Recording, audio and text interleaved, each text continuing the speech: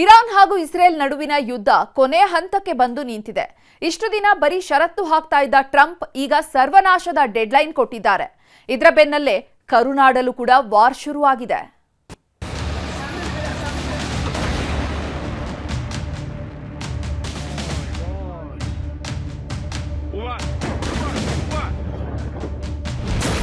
ಒಪ್ಪಂದವೋ ಯುದ್ಧನೋ ಬೇಗ ಡಿಸೈಡ್ ಮಾಡಿ, ಇಲ್ಲದಿದ್ರೆ ಎಲ್ಲವೂ ಸರ್ವನಾಶ ಮಾಡ್ತೀವಿ, ಎಚ್ಚರ.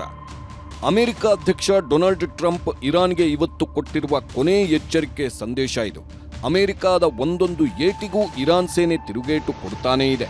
ಇಸ್ರೇಲ್ ಮೇಲೆ ಹಾಕ್ತಿರೋ ಕ್ಷಿಪಣಿಗಳು ಊರೂರನ್ನೇ ಧ್ವಂಸ ಮಾಡುತ್ತಿದೆ. ಇರಾನ್ಗೆ 15 ಷರತ್ತುಗಳನ್ನು ಹಾಕಿದ್ದ ಟ್ರಂಪ್ 2 ಸಲ ಅವಧಿ ವಿಸ್ತರಿಸಿದ್ರೂ ಇರಾನ್ ಕ್ಯಾರೆ ಅಂತಿಲ್ಲ.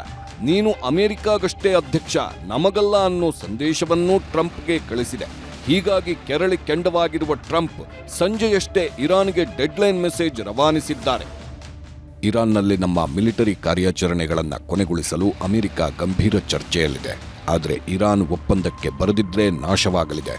ಹಾರ್ಮುಜ್ ಜಲಸಂಧಿಯನ್ನ ತಕ್ಷಣವೇ ವ್ಯವಹಾರಕ್ಕೆ ಮುಕ್ತಗೊಳಿಸದಿದ್ರೆ ನಾವು ಇರಾನ್ನಲ್ಲಿ ವಾಸ್ತವ್ಯ ಹೂಡ್ತೀವಿ. ಇರಾನ್ನ ಎಲ್ಲ ವಿದ್ಯುತ್ ಉತ್ಪಾದನಾ ಸ್ಥಾವರಗಳನ್ನು ಉಡಾಯಿಸ್ತೀವಿ. ತೈಲ ಬಾವಿಗಳನ್ನು ಸ್ಫೋಟಿಸುತ್ತೇವೆ.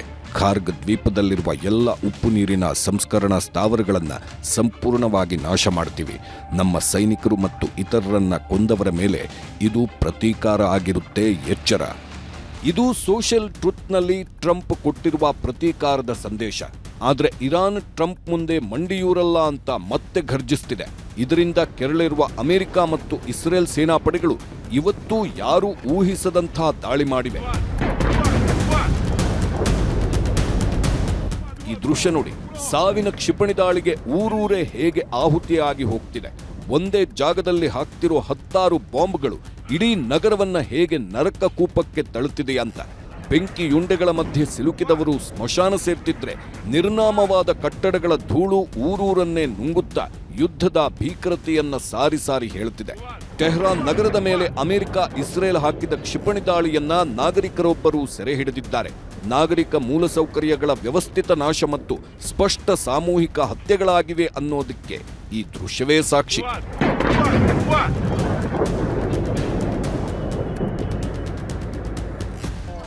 ಅಮೆರಿಕ ಮತ್ತು ಇಸ್ರೇಲ್ ಸೇನಾಪಡೆಗಳು ದಾಳಿ ಯಾವ ಮಟ್ಟಿಗೆ ತಲುಪಿದೆ ಎಂದ್ರೆ, ಉತ್ತರ ಇರಾನ್ನಲ್ಲಿರುವ ಅಮೋಲ್ ನಗರದ ಕಲ್ಲೇಹ್ ಡೈರಿಯನ್ನು ಧ್ವಂಸ ಮಾಡಿವೆ. ಇರಾನ್ ನಾಗರಿಕರಿಗೆ ಆಹಾರ ಪೂರೈಕೆ ಮಾಡುತ್ತಿದ್ದ ಅತಿದೊಡ್ಡ ಕಾರ್ಖಾನೆ ಮೇಲೆ ಇಸ್ರೇಲ್ ದಾಳಿ ನಡೆಸಿ ನೆಲಸಮ ಮಾಡಿದೆ.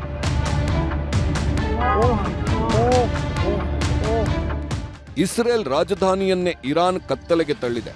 ಇಸ್ರೇಲ್ನ ಹೈಫಾದಲ್ಲಿರುವ ವಿದ್ಯುತ್ ಸ್ಥಾವರವನ್ನ ಬ್ಯಾಲಿಸ್ಟಿಕ್ ಕ್ಷಿಪಣಿ ಮೂಲಕ ಸ್ಫೋಟಿಸಿದೆ.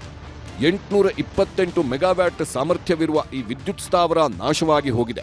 ಇದರಿಂದ ಇಸ್ರೇಲ್ನ ಅರ್ಧದಷ್ಟು ಜನಸಂಖ್ಯೆ ಕತ್ತಲೆಯಲ್ಲಿ ವಾಸಿಸಬೇಕಾದ ದುಸ್ಥಿತಿ ಬಂದಿದೆ. ಈ ದೃಶ್ಯ ನೋಡಿ, ಎಷ್ಟು ಭೀಕರವಾಗಿದೆ. ಇರಾನ್ಗೆ ಬೆಂಬಲವಾಗಿ ನಿಂತಿರುವ ಹೆಜ್ಬುಲ್ಲಾ ಸಂಘಟನೆಯವರು ಇಸ್ರೇಲ್ನ ಸೇನಾ ವಾಹನಗಳನ್ನೇ ಬ್ಲಾಸ್ಟ್ ಮಾಡಿದ್ದಾರೆ. ಲೆಬನಾನ್ಗೆ ಲಗ್ಗೆ ಹಾಕಲು ಬಂದ ಇಸ್ರೇಲ್ ಮತ್ತು ಅಮೆರಿಕ ಸೈನಿಕರಿದ್ದ ವಾಹನವನ್ನೇ ನೆಲಬಾಂಬಿಟ್ಟು ಹೆಜ್ಬುಲ್ಲಾ ಉಡಾಯಿಸಿ ಹಾಕಿದೆ. ಸೇನಾ ವಾಹನದಲ್ಲಿದ್ದ 6 ಸೈನಿಕರು ಈ ಸ್ಫೋಟದಲ್ಲಿ ಸೀದಾ ಸಾವಿನ ಮನೆ ಸೇರಿದ್ದಾರೆ.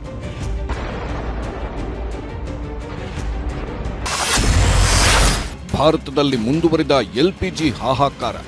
ಕಳೆದ 20 ದಿನಗಳಿಂದ ಭಾರತದಲ್ಲಿ ಉಂಟಾಗಿರೋ LPG ಕೊರತೆ ಜನರ ಕಣ್ಣಲ್ಲಿ ನೀರು ತರಿಸುತ್ತಿದೆ.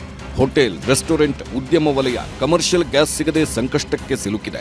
ಸಿಗ್ತಿರೋ ಅಲ್ಪ ಸ್ವಲ್ಪ ಗ್ಯಾಸ್ ಸಿಲಿಂಡರ್ಗಳನ್ನು ವಿತರಣೆ ಮಾಡುವುದು ಕೂಡ ಸವಾಲಾಗಿದೆ. ಇದರ ನಡುವೆಯೂ 94,000 ಮೆಟ್ರಿಕ್ ಟನ್ LPG ಹೊತ್ತ BWTYR ಮತ್ತು BWELM ಹೆಸರಿನ 2 ಹಡಗುಗಳು ಹಾರ್ಮುಜ್ ಜಲಸಂಧಿಯನ್ನ ಸುರಕ್ಷಿತವಾಗಿ ದಾಟಿವೆ.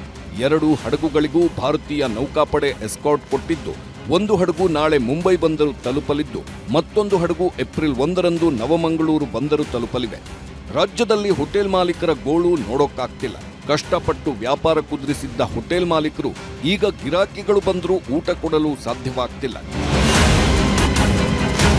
ಯಾದಗಿರಿಯಲ್ಲಿ ಇಂದಿರಾ ಕ್ಯಾಂಟೀನ್ನಲ್ಲಿ ಸಿಲಿಂಡರ್ ಸಿಗದೆ ಇದ್ದಿದ್ರಿಂದ ಸಿಬ್ಬಂದಿ ಸೌದೆ ಮೊರೆ ಹೋಗಿದ್ದಾರೆ. ನಿತ್ಯವೂ 500ಕ್ಕೂ ಹೆಚ್ಚು ಜನರಿಗೆ ಒಲೆಯಲ್ಲೇ ಅಡುಗೆ ಮಾಡುತ್ತಿದ್ದಾರೆ.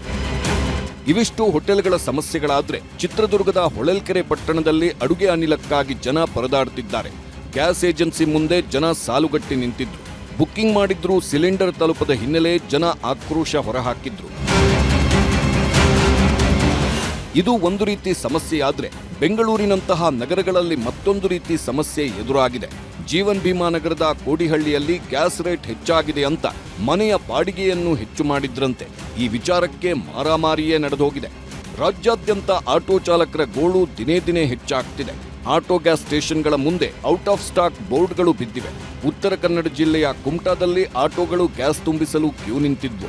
ಮಂಗಳೂರಿನಲ್ಲೂ ಆಟೋ ಚಾಲಕರು ಗ್ಯಾಸ್ಗಾಗಿ ಗೋಗರಿಯುತ್ತಿರೋ ದೃಶ್ಯ ಕಂಡುಬಂತು. ಜನರಿಗೆ ಸಿಲಿಂಡರ್ ಸಮಸ್ಯೆ ತಪ್ಪಿಸಲು ಸರ್ಕಾರ ಕೂಡ ಹೆಣಗಾಡುತ್ತಿದೆ. ಆದರೆ ಮಧ್ಯಪ್ರಾಚ್ಯದಲ್ಲಿ ಗಳಿಗೆಗೊಂದು ಬೆಳವಣಿಗೆಗಳಾಗ್ತಿದ್ದು ಮತ್ತೆ ಯಾವ್ಯಾವ ತಿರುವು ಪಡೆಯುತ್ತೋ ಗೊತ್ತಿಲ್ಲ. Bureau report, news 18.